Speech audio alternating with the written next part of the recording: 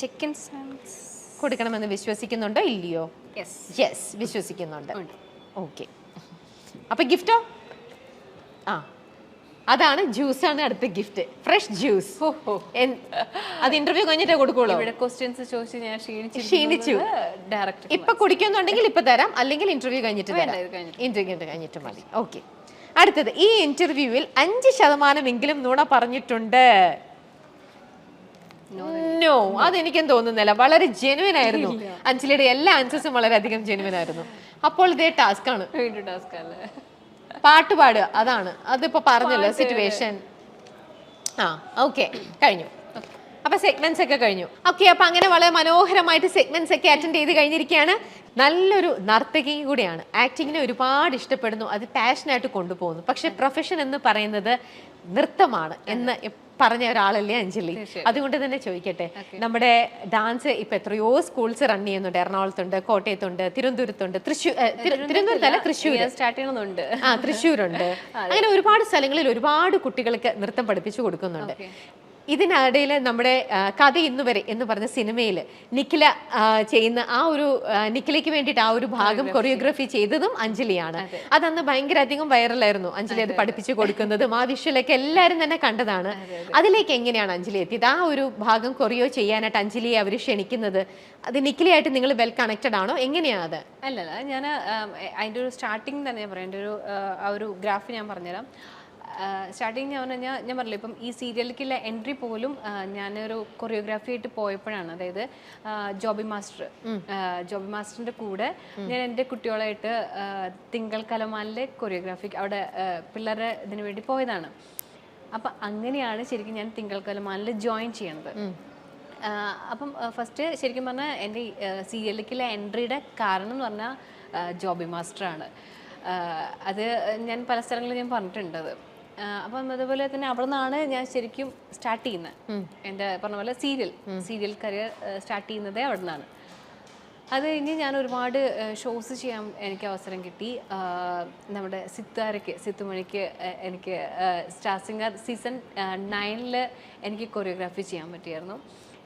ഞാൻ അന്ന് പിന്നെയല്ലോ serial join ചെയ്തു. അത് കഴിഞ്ഞിട്ട് അറിയാലോ സ്കെഡ്യൂള് 1 to 15 ആണ് നമ്മൾ അവിടെ ഡേറ്റ് കൊടുക്കുന്നത്. പക്ഷെ നമുക്ക് 1 to 15 ആവണമെന്നില്ല. ചിലപ്പോൾ ഡേറ്റുകൾ അങ്ങോട്ടും ഇങ്ങോട്ടും മാറാനൊക്കെ ചാൻസ് ഉണ്ട്.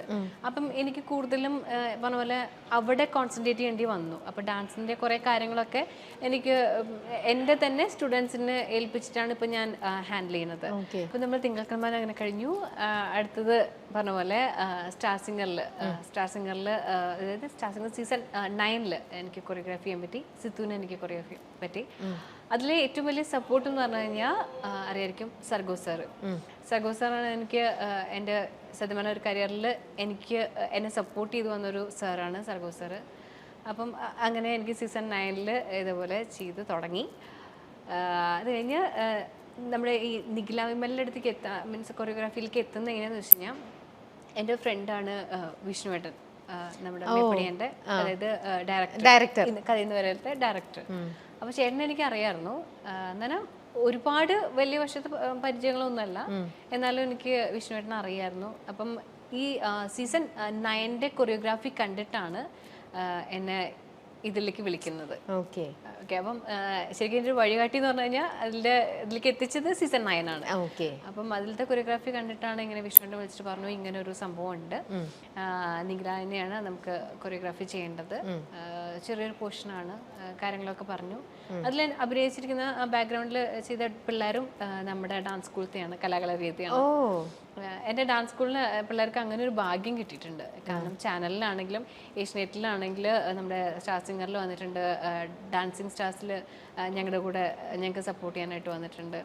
അപ്പൊ കലാകാരർക്ക് അങ്ങനത്തെ ഒരു ഭാഗ്യം കൂടി ഉണ്ട്. പടക്കളം മൂവിയിൽ ചെയ്തു, അതിൽ നമ്മുടെ നിരഞ്ജനയുടെ കൂടെ നമ്മുടെ പിള്ളേർക്ക് ചെയ്യാൻ പറ്റി. എന്നെ സംബന്ധിച്ച് എനിക്ക് മാത്രം അവസരം വേണമെന്ന് ചിന്തിക്കുന്ന ആളല്ല ഞാൻ. എൻ്റെ കൂടെയുള്ള ആൾക്കാർക്ക് പോലും അവസരങ്ങൾ ചെയ്തു കൊടുക്കണം എന്ന് ആഗ്രഹിക്കുന്നത്. അതുകൊണ്ട് തന്നെ എന്ത് കാര്യം വന്നാലും ഞാൻ പറഞ്ഞല്ലോ, എനിക്ക് പറ്റാത്ത കാര്യങ്ങൾ ഞാൻ എൻ്റെ പിള്ളേരെ കൊണ്ട് ഞാൻ ചെയ്യിക്കാറുണ്ട്. അപ്പൊ അങ്ങനെയാണ് ഞാൻ നിഖില വിമലിന്റെ കൊറിയോഗ്രാഫിയിലേക്ക് എത്തണത്. പക്ഷെ അത് ഒരുപാട് എനിക്ക് ഇത് തന്നു കേട്ടോ. കാരണം ഒരുപാട് സ്ഥലങ്ങളിൽ ഇപ്പം ഇൻഡസ്ട്രിയിൽ നിന്ന് തന്നെ സിനിമ ഇൻഡസ്ട്രിയിൽ നിന്ന് തന്നെ എന്നെ ഒരുപാട് പേര് വിളിച്ചത് സംസാരിച്ചിരുന്നു. പിന്നെ ഒരുപാട് അവസരങ്ങൾ വന്നു.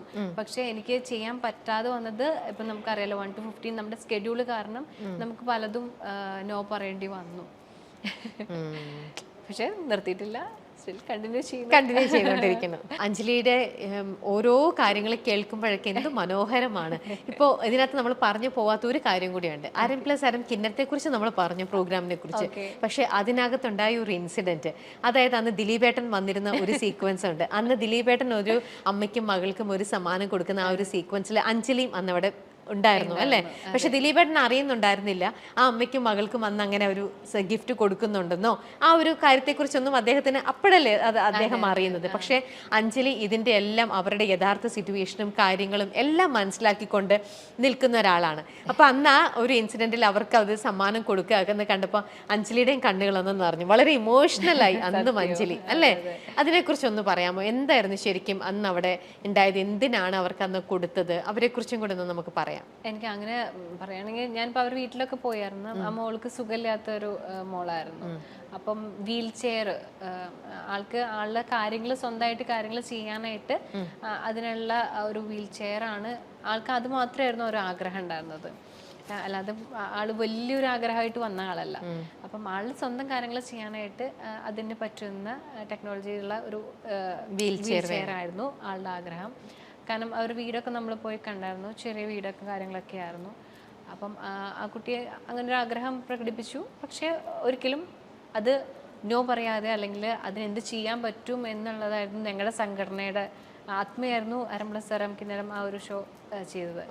അപ്പം അത് ഇപ്പോഴും അതെ, എന്ത് കാര്യങ്ങൾ വരുമ്പോഴും ഞാൻ കണ്ടിട്ടുള്ളത്, ഞാനും ആ ഒരു സംഘടനയിലെ അംഗമാണ്. അപ്പം അവർ എന്ത് പറഞ്ഞാലും അവരിതുവരെ നോ പറഞ്ഞ് ഞാൻ കണ്ടിട്ടില്ല.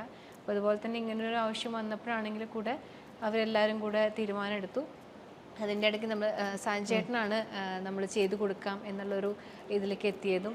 പിന്നെ സത്യം പറഞ്ഞാൽ അറിയാലോ, അങ്ങനത്തെ ഒരു ഷോ വരുമ്പോൾ ഒരുപാട് സഹായങ്ങളും കാര്യങ്ങളായിട്ട് എല്ലാവരും പിന്നെ എത്തും. അതുവരേക്കും ആർക്കും അറിയണ്ടായിരുന്നില്ല. പക്ഷേ ഞങ്ങൾക്കെല്ലാം വേണ്ടിയിട്ട് പിന്നെ സാഞ്ചേട്ടനാണ് അത് സംസാരിച്ചതും ബാക്കിയുള്ള കാര്യങ്ങളെല്ലാം ചെയ്തതൊക്കെ. പക്ഷെ അതിൻ്റെ ഒരു ഭാഗമാകാൻ പറ്റിയത് വലിയ കാര്യമാണ്. കാരണം നമ്മളെ കൊണ്ട് എന്തൊരു ചെറിയ സഹായമാണെങ്കിലും ഒരാൾക്ക് ചെയ്തു കൊടുക്കുമ്പോൾ കിട്ടുന്ന ഒരു സന്തോഷം സംതൃപ്തിയും അത് ഭയങ്കര വലുതാണ്.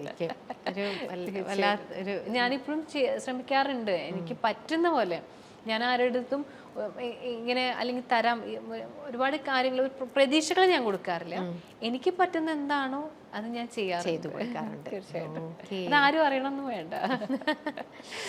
വളരെ നല്ല കാര്യമാണ് അഞ്ജലി. അഞ്ജലിക്കും നയൻതാരയ്ക്കും തമ്മിലൊരു ബന്ധമുണ്ട്, അറിയാമോ? അതെന്താണെന്ന് ഉണ്ടോ? അറിയില്ലേ? എന്നാ ഉണ്ട്. എങ്ങനെയായിരിക്കും ആ കണക്ഷൻ? അതല്ല, ഞാൻ പറയട്ടെ എന്താന്ന്. അതായത് പളുങ്കില് അരുണിമയും അരുണിമയുടെ കൂട്ടുകാരിയും കൂടെ ചെയ്തു കൂട്ടുന്ന കുറെ കാര്യങ്ങളൊക്കെ ഉണ്ടല്ലോ. അത് തന്നെയാണ് നമ്മുടെ ബോഡി ഗാർഡ് എന്ന് പറഞ്ഞ മൂവിയില് നയൻതാരയുടെ കൂട്ടുകാരി ഫ്രണ്ടും കൂടെ ചെയ്യുന്നത്. അങ്ങനത്തെ ഒരു കണക്ഷൻ ഉണ്ടെന്ന് പറഞ്ഞ് നമ്മുടെ കമന്റ്സിലും ഒക്കെ ആൾക്കാർ ഇങ്ങനെ പറയണതാണ്, നയൻതാരയ്ക്കും അഞ്ജലിക്കും തമ്മിൽ കണക്ഷൻ ഉണ്ട് എന്ന് പറഞ്ഞ്. ഈ രണ്ട് ഇൻസിഡന്റും കൂടിയാണ് അവർ കണക്ട് ചെയ്തിട്ട് പറയുന്നത്. പേടിച്ചു എന്താണെന്നല്ലേ?